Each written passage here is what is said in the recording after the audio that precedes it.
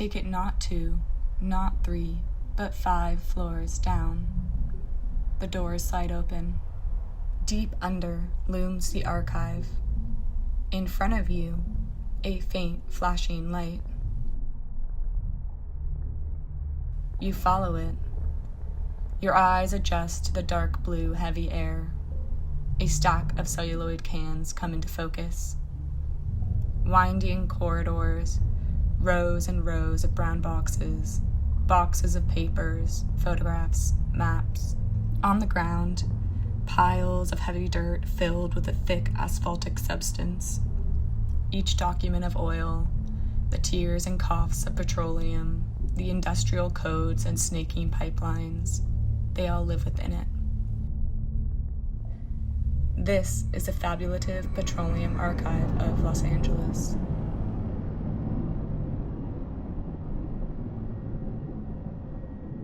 A small, unevenly shaped box, tightly packed with selected postcards from 1890s Los Angeles.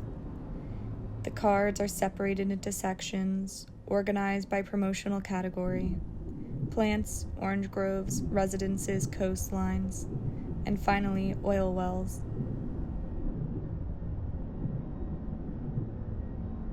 This box encapsulates a promotional vision of the city where homes are affordable, the air is so magical it can cure all diseases, and the oil gushing from the earth transforms into fortune.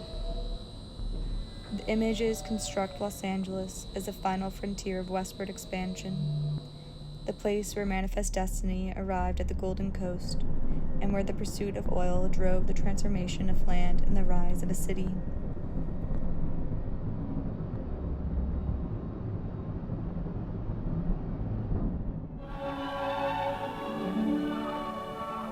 It's called Los Angeles, the city of the angels, this sprawling metropolis that sits between a ridge of mountains and the beaches of the blue Pacific. New earthbound angels keep pouring in by the thousands every year.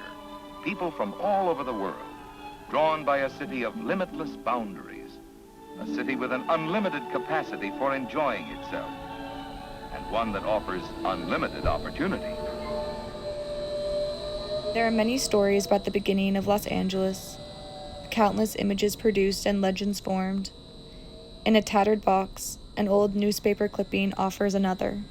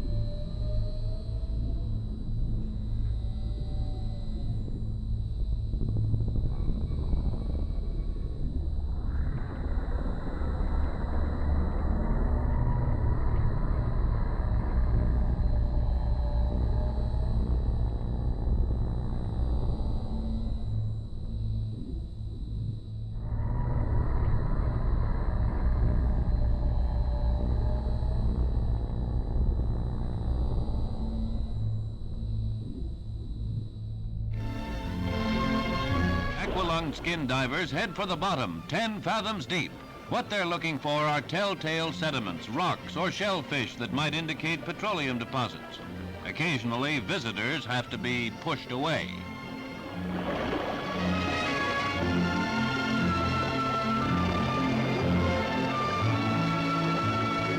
While they probe about in the depths, a drift indicator from the boat above tells them the strength of the current. Surfacing after dives, they bring up samples of coral and shells that indicate to geologists the likeliest places to drill. Frogmen helping oilmen to chart and prospect under the sea.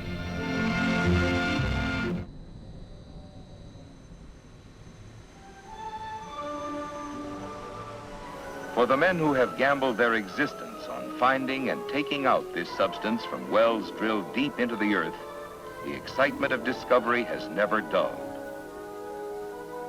The state is now one of the largest producers in the country. The opportunities offered as the great new oil fields were discovered and opened up spurred not only the vast migration westward, but the development of countless other related industries.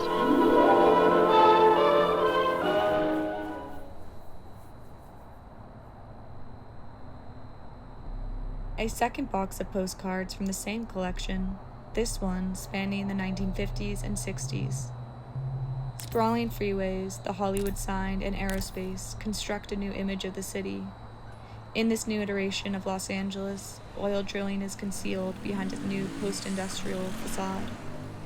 Los Angeles reproduced as a pinnacle of oil consumption, the city of the future.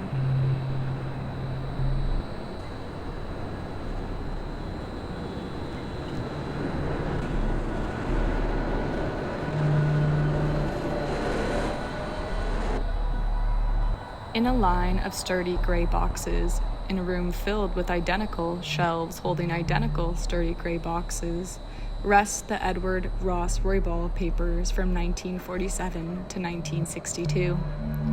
In this particular gray box, there are 8 manila folders, one folder of obscene literature, one of organizational letters, a folder of Park Department correspondence, and 4 folders labeled oil drilling, etc., covering the period from 1953 to 1958. The first 5 documents within Folder 1 are letters from the Neighborhood Music Settlement, a neighborhood insurance company, and 3 hospitals, all in support of an exploratory well to be drilled within the residential neighborhood of Boyle Heights. An exploratory well which has all but vanished from public record, except for these letters, a small marked black dot on the CalGEM well finder, and the remainder of the drilling operation buried deep within the concrete of what is now a Smart and Final. The remainder of the contents from Folder 1 are as follows. Letter 1. Honorable Councilman Edward R. Roybal. I'm a property owner in the proposed Richfield Oil Drilling District, where an application has been made by the East Los Angeles Royalties Company and Richfield Oil Company for a permit to drill for oil and gas within the city of Los Angeles. Bounded generally by 6th Street, Boyle Avenue, 1st Street, and Motts Street, with the first drilling site to be located at the southeast corner of 4th and Breed Street. I signed an oil lease, and I now want to have my lease returned to me for several reasons. First, the facts about this lease and the oil site were misrepresented to me to get my signature. Second, because other facts about this lease were misrepresented, I now believe that we cannot expect the kind of royalties promised. Another company tried before, and all I received was 80 cents a month. I don't think 80 cents a month is worth higher fire insurance rates and the danger to the whole neighborhood. Third, diagonally across from the proposed drill site is the Bridge Street School, and the drilling would make the continued use of the school extremely dangerous. I know the dangers of drilling, and it has happened that while a well is being drilled, a terrific explosion may occur with such force as to hurl heavy objects for considerable distances. Also, there is the danger of fire, and if fire should occur, it would consume everything within its reach. It is now believed that the drilling of oil and gas wells would add intensely to the pollution of the atmosphere. I believe all proposed operations should be confined to wide open spaces and should not be considered in heavily built up neighborhoods. In short, I honestly feel that our neighborhood stands to lose a great deal more than we can possibly gain from oil drilling. Please kill this matter right now in your committee. I don't want any more debate or troubles over this, and I don't want Richfield or any other oil company to try another appeal. I beg you to stop the whole matter right now for all time. Very truly yours, Bernice Alvarado. The folder contains 7 more oppositional letters and an invitation to a community meeting where residents voiced their opposition to the drilling and the tactics used to secure lease signatures. The next letter is from Richfield Oil Company, formally announcing their approval of the drill site. There is no other evidence within the folder about the fight that occurred over the oil and gas permit. An exploratory project like this is called wildcatting. Unlike the old days, if oil is discovered here, we won't see it gushing into the air. That's because modern technology has found ways to eliminate that. But that underscores an important point. A lot has changed in the oil industry, not only technology, but also profits. For News at 10, I'm Tony Valdez.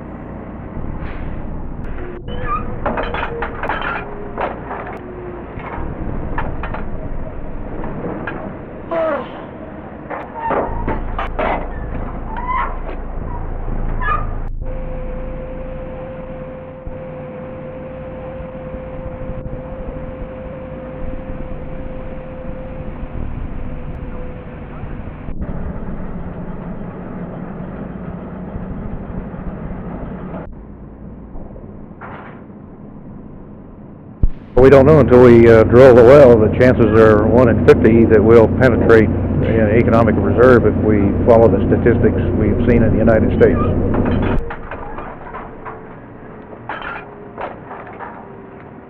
The remains of the folder are 2 photos from the oil site in operation, 4 documents that trace the loss of profit, the inability to discover oil, and the final abandonment of the property. After 3 years of searching, the oil well was closed, cemented, and forgotten.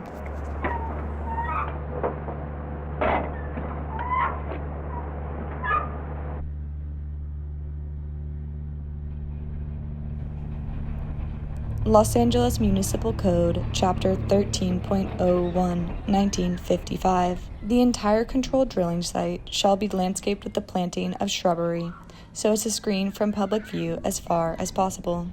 All pumping units established in said district shall be installed in pits, so that no part thereof will be above the surface of the ground. All oil produced in said district shall be stored in underground tanks, so constructed that no portion thereof will be above the surface of the ground. The entirety of the 1955 Los Angeles Municipal Code, Chapter 13.01, are enclosed within a spiral-bound binder. Behind these pages, there are 12 approved applications for the drilling of oil and gas within residential areas of the city. These leases, spanning 1950s, 60s, and early 70s, mark the return of oil drilling within residential neighborhoods as long as they remained hidden behind large walls, inside windowless buildings, and obscured from sight. To the left of this binder is a blue film storage container that holds the remnants of a KTLA Channel 5 news story.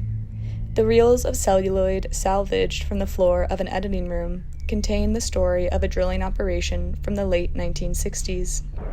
There used to be lots of tales about streets paved with gold, but here in Los Angeles there's something under the pavement that's a lot more valuable.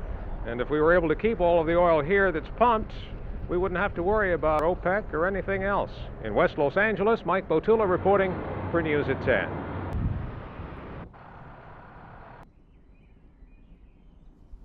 In 1967, Standard Oil Company of California discovered a new field in the Pico-Robertson neighborhood of West Los Angeles. They had drilling rigs working around the clock in a huge enclosed building. Their first well flowed 576 barrels of oil a day at a depth of 8,216 feet. They had more than 45 wells producing, all drilling directionally and snaking out under homes, streets, and businesses. The rigs were electric and noiseless. The building landscaped. It vanished into the neighborhood and is still producing today.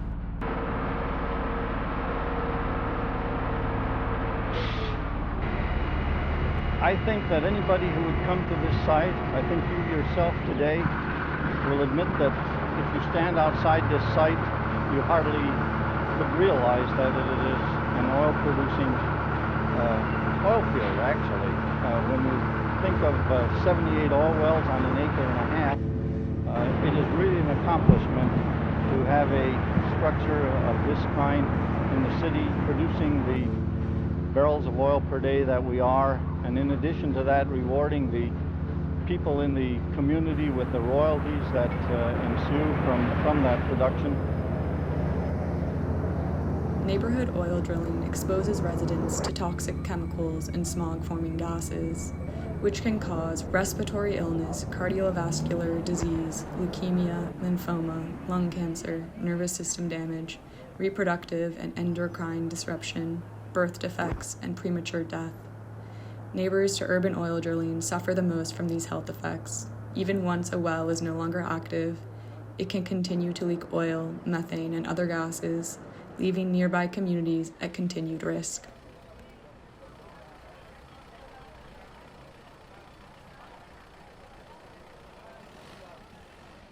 The door marked Celluloid Vault A41. Inside, the vault is kept at 35 degrees Fahrenheit, and lines of movable shelves are filled to the ceiling with blue containers. Scattered throughout these containers are fragments and outtakes from the KTLA news collection, all from the 1970s in Los Angeles when a smog attack consumed the city and officials attempted again to form a solution. The downtown Los Angeles skyline was shrouded in smog again today. Commuters driving into the city saw it slowly emerge from a dense gray haze. Millions of people are coughing and wheezing their way through the worst October smog attack in almost a decade. We've requested industrial operations that use fossil fuels, that put sulfur dioxide in the air, to curtail activities by 20%. The technicians here can readily tell us just how much pollution there is in the air, but they can't answer the $64 question, and that's when the smog siege will lift. Smog is bad, you see it, but I remember years ago it seemed like the smog, you could taste it and it would burn your eyes, and as I say, I think you build an immunity to it. How does a day like today, with all this heavy smog, affect you? They say stay inside. They don't want me to get out. There has been a noticeable increase in the number of hospital admissions for respiratory problems, and there now seems to be evidence that many people develop a temporary immunity to ozone irritation. They say it's dangerous, yeah, but so are a lot of other things. You don't think about your lungs turning black when you're out there? Who wants to think of something like that? More than 2 million people live, work, and play under this haze. Breathing air this heavily polluted is like smoking a pack of cigarettes a day. There's one other thing that people are doing down there. They're dying. From high above Los Angeles, Tony Valdez reporting for News at 10. In the same vault, Hearst Metrotone newsreels trace smog's enduring presence in Los Angeles. These periods of unbreathable air and media frenzy had plagued the city since the early 1900s. In 1903, it was recorded that darkness enveloped the city, and it was believed to be an eclipse. In 1943, a pall of smoke and fumes descended upon downtown. The air smelled like bleach, noses ran, they thought it was a gas attack. Many more attacks and many more attempts to clean the air. For many years, it was believed to be the fault of industrial operations. In the 1950s, a scientist discovered that the volatile materials were produced by a mix of industrial emissions and pollutants from cars. Another 2 decades passed before meaningful regulation emerged. With the 1970s Clean Air Act, vehicle standards and fuel regulations were finally enforced. We got a bad air pollution problem here, and we're going to have to do many things to deal with it, because that's the law now. And the only way that it can be met is to abide by the 100% reduction in motor vehicle miles traveled.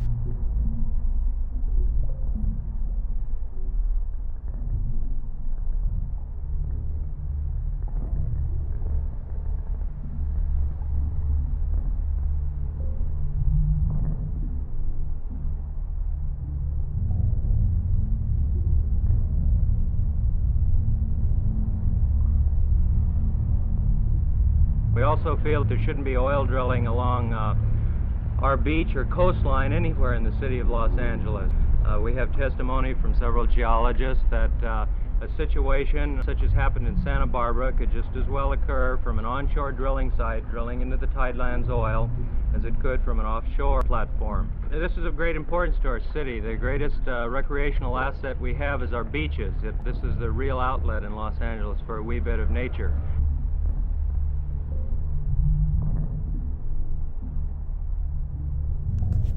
This archive is unfinished. Its last fragments of celluloid end in the 1970s. Together, these photographs, news stories, and articles reveal a citywide project that sustained revenue from oil drilling, while the image of Los Angeles was repeatedly remade outside its industrial operations. This is not an ending to the history of oil in the city.